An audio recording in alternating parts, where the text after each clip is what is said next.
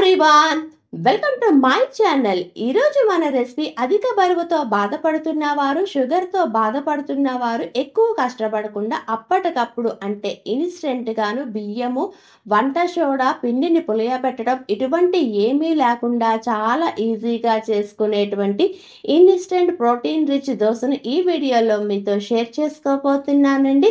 ఇంకెందుకండి ఆలస్యం, వీడియోలోకి వెళ్ళి ఆ ప్రాసెస్ ఏంటో చూసేద్దామా మరి.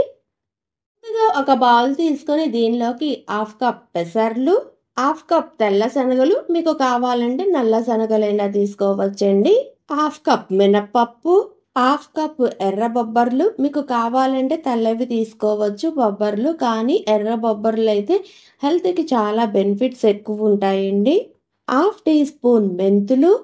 వేసుకున్న అన్ని ఇంగ్రీడియంట్స్ని శుభ్రంగా మంచినీళ్ళతో ఒక 2 సార్లు కడుక్కొని ఇవి మునిగే అంతవరకు నీళ్లు పోసుకొని 3 గంటలు నానబెట్టుకోవాలి.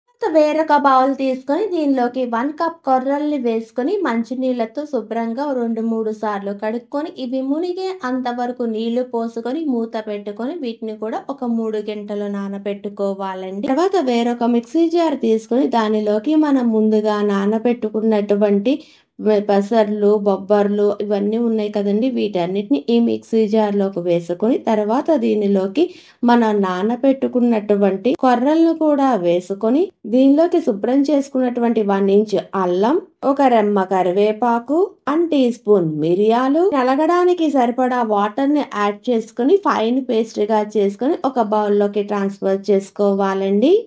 మనం పిండి రుబ్బుకున్నటువంటి మిక్సీ జార్లోని కొంచెం వాటర్ అన్నది యాడ్ చేసుకుని ఆ వాటర్ను కూడా దీనిలోకి వేసుకుంటున్నానండి. తర్వాత దీనిలోకి 1/2 టీ స్పూన్ ఇంగువ, 1 టీ స్పూన్ జీలకర్ర, రుచికి సరిపడా ఉప్పును కూడా వేసుకున్న అన్ని ఇంగ్రీడియంట్స్ బాగా కలిసేటట్టు కలుపుకొని దోసల పిండి కన్సిస్టెన్సీ ఇక్కడ చూపిస్తున్న విధంగా మీరు అడ్జస్ట్ చేసుకోవాలన్నమాట. ఇలా రెడీ అయినటువంటి దోసల పిండిని పక్కన పెట్టుకుందాము. తర్వాత పొయ్యి వెలిగించి ప్యాన్ పెట్టుకొని ప్యాన్ అన్నది బాగా వేడెక్కిన తర్వాత ఫ్లేమ్ అన్నది మీడియం టు హై ఫ్లేమ్ మధ్యలోనే పెట్టుకొని దోశ వేసుకోవాలండి.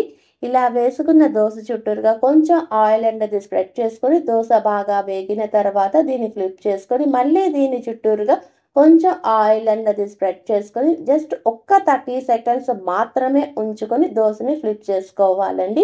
ఈ దోశకి పల్లీ చట్నీ, కొబ్బరి చట్నీ లేదా ఎటువంటి హోమ్ మేడ్ పికిల్ అయినా బాగుంటుందన్నమాట. నేనైతే మాత్రం ఈ దోశని పండు మిరపకాయల పచ్చడి అండ్ కీరాతో ఎంజాయ్ చేస్తున్నాను. మీరు కూడా ఒక్కసారి ఈ దోశని ట్రై చేసి ఎలా వచ్చిందో ఆ ఫీడ్బ్యాక్ని కామెంట్ రూపంలో తెలియజేయండి. మీకు కానీ ఈ వీడియో నచ్చితే please like, share and subscribe. Thanks for watching.